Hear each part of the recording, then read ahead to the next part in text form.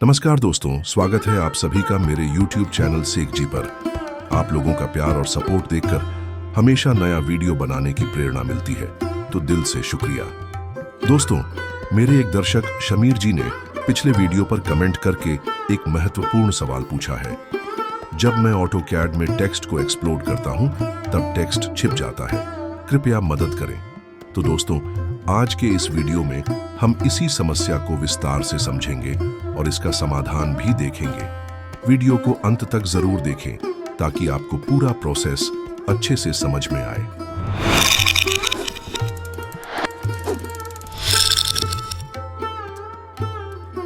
और हाँ दोस्तों, अगर आप मेरे चैनल पर नए हैं या अब तक सब्सक्राइब नहीं किया है तो जरूर सब्सक्राइब करें।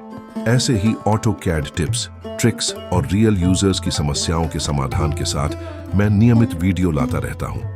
आपके कमेंट्स मेरे लिए बहुत कीमती होते हैं। तो चलिए दोस्तों, अब हम वीडियो की शुरुआत करते हैं। सबसे पहले मैं आपको बिल्कुल वही समस्या रिक्रिएट करके दिखाऊंगा जिसका जिक्र शमीर जी ने अपने कमेंट में किया था।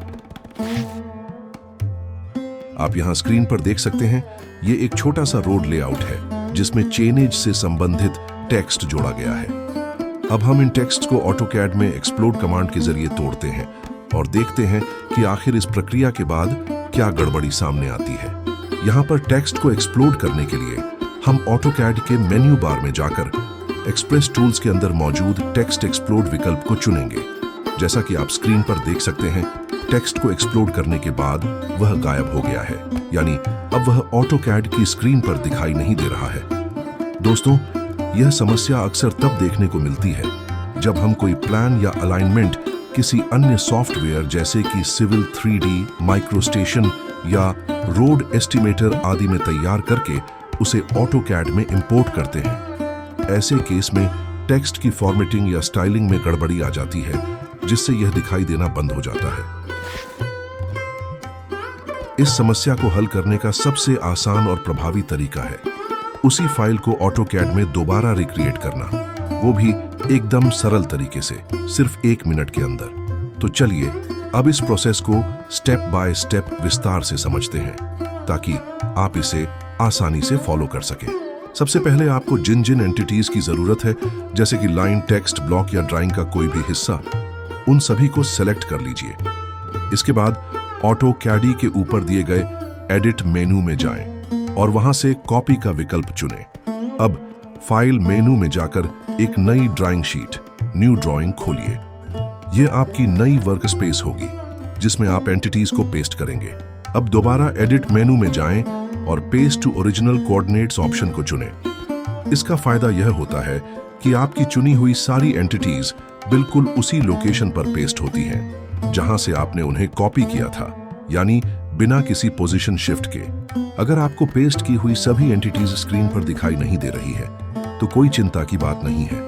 आप बस कमांड बार में ज़ीड टाइप करें और फिर एंटर दबाएं। इसके बाद ई टाइप करें और फिर से एंटर दबाएं, यानी जूम एक्सटेंड्स। यहाँ आप साफ साफ देख सकते हैं कि सारी एंटिटीज एग्जैक्ट लोकेशन पर सही तरीके से पेस्ट हो चुकी हैं। यह तरीका तब बहुत काम आता है जब आप एक से ज्यादा ड्राइंग्स के बीच काम कर रहे हों या किसी खास लेआउट को अलग फाइल में ले जाना चाहते हो, वो भी बिना उसकी पोजीशन बदले। अब इस अलाइनमेंट के ऊपर चेनेज टेक्स्ट को प्लॉट करने के लिए हम एक लिस्प एप्लीकेशन की मदद लेंगे। सबसे पहले इस लिस्प को ऑटोकैड में लोड करने के लिए कमांड बार में टाइप करें AP और एंटर दबाएं। जैसे ही आप AP टाइप करेंगे, एप्लीकेशन लोड नाम की एक विंडो खुल जाएगी। अब यहां से आपको अपनी ऑटोकैड लिस्प फाइल, जैसे कि RDS LSP को ब्राउज करके सिलेक्ट करना है। फाइल सिलेक्ट करने के बाद नीचे दिए गए लोड बटन पर क्लिक करें। अगर सब कुछ सही रहा तो आपको एप्लीकेशन लोडेड सक्सेसफुली का मैसेज दिखाई देगा। इसके बाद आप इस विंडो को बंद कर सकते हैं और अगला स्टेप शुरू कर सकते हैं। अब आप कमांड बार में RDS टाइप करें और एंटर दबाकर कमांड को एक्टिव कर लें। जैसे ही RDS कमांड एक्टिव होती है, सबसे पहले यह आपसे पूछेगा सिलेक्ट शीट स्केल फैक्टर। यहां पर आप अपना स्केल फैक्टर डालें। मैं यहां 1 लिख रहा हूं, फिर एंटर दबाएं। इसके बाद यह आपसे पूछेगा स्टार्ट RD, यानी आप अपनी चेनेज की शुरुआत किस पॉइंट से करना चाहते हैं। यहां आप वह शुरुआती चेनेज दर्ज करें जहां से आप नंबरिंग शुरू करना चाहते हैं। अब अगला सवाल आएगा, RD इंटरवल। इसका मतलब होता है कि आपको हर कितने मीटर पर एक एक चेनेज चाहिए। यहां मैं 100 मीटर का अंतराल देना चाहता हूं, तो मैं 100 टाइप करूंगा और एंटर दबाऊंगा। अब यह पूछेगा RD मार्कर डिस्टेंस, यानी RD के बीच बीच में कितनी दूरी पर मार्कर दिखाना है। यहाँ आप अपनी जरूरत के हिसाब से दूरी डाल सकते हैं। मैं यहाँ पर 20 मीटर डाल रहा हूँ, जिससे हर 20 मीटर पर एक मार्कर शो हो। फिर यह पूछेगा ब्रांच डिस्ट्रीब्यूटर नेम। यहाँ आप कोई भी पहचानने योग्य लेटर या नाम डाल सकते हैं। जैसे मैं यहाँ A डाल देता हूँ। अब अंत में आपको दिखेगा सिलेक्ट पॉलीलाइन। यहाँ पर आप उस पॉलीलाइन को सिलेक्ट करें जिस पर आप चेनेज लगाना चाहते हैं। बस इतना करते ही आपकी पॉलीलाइन पर अपने आप चेनेज टेक्स्ट और मार्कर्स जनरेट हो जाएंगे, वो भी दिए गए इंटरवल के हिसाब से। अब किसी भी एक टेक्स्ट को सेलेक्ट कीजिए और उस पर राइट क्लिक करें। जैसे ही आप राइट क्लिक करेंगे, एक छोटा सा मेनू खुलेगा। इस मेनू में से आप सिलेक्ट सिमिलर ऑप्शन को चुनिए। जैसे ही आप सिलेक्ट सिमिलर चुनते हैं, आपके स्क्रीन पर उसी तरह के सभी टेक्स्ट ऑटोमेटिक सिलेक्ट हो जाएंगे। अब आप प्रॉपर्टीज पैनल में जाएं और वहां से टेक्स्ट का जस्टिफाई ऑप्शन ढूंढें। उसे मिडिल राइट पर सेट करें। इससे आपके सारे टेक्स्ट ऑब्जेक्ट्स अलाइनमेंट की दाईं ओर और सही तरीके से शिफ्ट हो जाएंगे। देखिए, कुछ इस तरह से रिजल्ट नजर आएगा। अब दोस्तों, मैं आपको दिखाऊंगा कि ऑटोकैड में तैयार की गई फाइल से टेक्स्ट को एक्सप्लोड करके कैसे आसानी से एक्सपोर्ट किया जा सकता है। इसके लिए सबसे पहले फिर से किसी एक टेक्स्ट को सिलेक्ट करें, फिर उस पर राइट क्लिक करके सिलेक्ट सिमिलर ऑप्शन को चुनें ताकि सारे टेक्स्ट एक साथ सिलेक्ट हो जाएं। अब ऊपर दिए गए मेनू बार में जाएं और वहां एक्सप्रेस टूल्स में जाएं। एक्सप्रेस टूल्स के अंदर टेक्स्ट सेक्शन में जाएं और वहां से एक्सप्लोड टेक्स्ट का ऑप्शन सिलेक्ट करें। बस इतना करते ही आपका टेक्स्ट जियोमेट्री, लाइंस और कर्व्स में कन्वर्ट हो जाएगा, जिसे आप आसानी से एक्सपोर्ट या एडिट कर सकते हैं।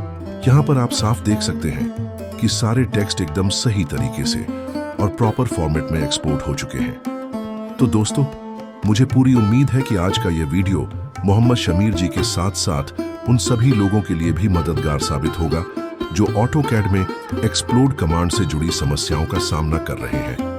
अगर आपको ये वीडियो पसंद आया हो तो लाइक जरूर करें, कमेंट में बताएं कि वीडियो कैसा लगा, और अगर आपकी भी कोई ऑटोकैड से जुड़ी क्वेरी या सवाल है तो नीचे कमेंट करके जरूर पूछें। मैं उस पर वीडियो जरूर बनाऊंगा। और हाँ, चैनल को सब्सक्राइब करना न भूलें ताकि आपको भविष्य में भी ऐसे ही काम के और सीखने वाले वीडियो मिलते रहें। मिलते हैं अगले वीडियो में। तब तक के लिए धन्यवाद और जय हिंद।